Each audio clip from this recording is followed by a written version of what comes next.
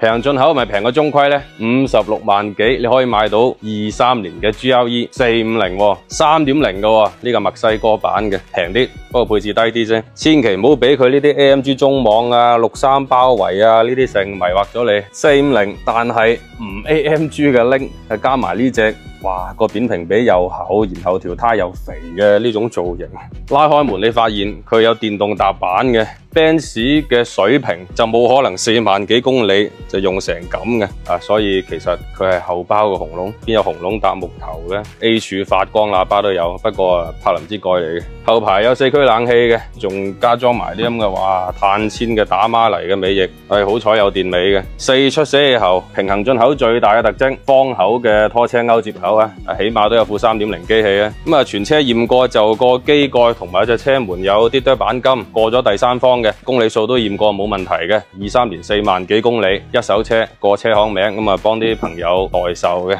，56萬8還價，我幫你爭取。